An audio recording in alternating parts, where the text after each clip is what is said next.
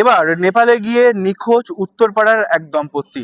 গত 21 তারিখ কলকাতার একটি ভ্রমণ সংস্থার সঙ্গে কৈলাসে মানস সরোবর ঘুরতে যান উত্তরপাড়ার ক্ষিতীশ বিশ্বাস এবং মমতা বিশ্বাস, এবং তারপর থেকেই তাদের আর কোনো খোঁজ মেলেনি। এই যে হরপা বান, সেই হরপা বানের পর থেকে তাদের আর কোনো খোঁজ পাওয়া যাচ্ছে না। গতকাল পুলিশ তাদের খোঁজে আসে এবং পাড়া প্রতিবেশীর কাছ থেকে খোঁজ শুরু করে।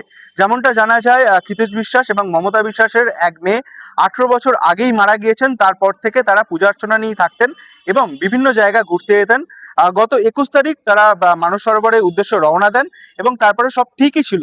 এই হঠাৎই যে হরপা বান, তাতেই এই মর্মান্তিক পরিণতি। এখনো পর্যন্ত তাদের সঙ্গে কোনো রকম যোগাযোগ করা সম্ভব হয়ে ওঠেনি। কোথায় আছেন, কি করছেন, পুরোটাই এখন অধরা। কালকে পুলিশ এসেছিল, তা আমরা বুঝতে পারিনি সিভিল ড্রেসে এসেছিলো জন্য পুলিশ অনেকক্ষণ তো ডাকাডাকি করছে।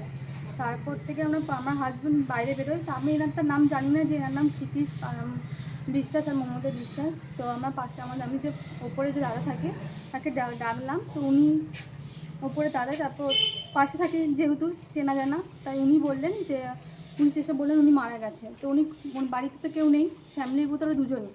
তো উনি কন্ট্যাক্ট নাম্বারের জন্য আমাদের যে পাশে প্রতিবেশী আছে তাদের থেকে নাম্বার নেওয়া হলো, পুলিশের কাছে দেওয়া হলো।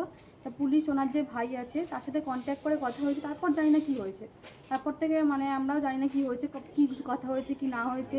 বলেছে থানায় গিয়ে যোগাযোগ করতে, সেটাও জানি না আমরা বাদবাকি কী হয়েছে। তো এইটুকুনি জানি যে উনি মারা গেছে, পুলিশ এসেছিলো, এগুলো ঘটনাগুলো ঘটেছে। নাম্বারটা চেয়েছিলেন মানে বাড়ির লোকের সাথে যোগাযোগ করার জন্য। আমার এক চেনাজনা আছে, তাদের কাছে ওনার ভাইয়ের নাম্বারটা ছিল, তাই ওনার সাথে যোগাযোগ করে নাম্বারটা নিয়েছি, দিয়ে ওনাদের দিয়েছি। পুলিশ কি বললো?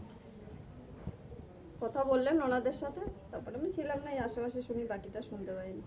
মেয়ে একদিন ছিল মারা গেছে অ্যাক্সিডেন্টে অনেক বছর আগে। এখন স্বামী স্ত্রী দুজনই আছে, খুব ভদ্র, রেলের চাকরি করতো, রিটায়ার হয়ে গেছে। এটা পূজা সিং নিয়ে থাকে সবসময়, কীর্তন নিয়ে ঘুরতে যায় প্রায়।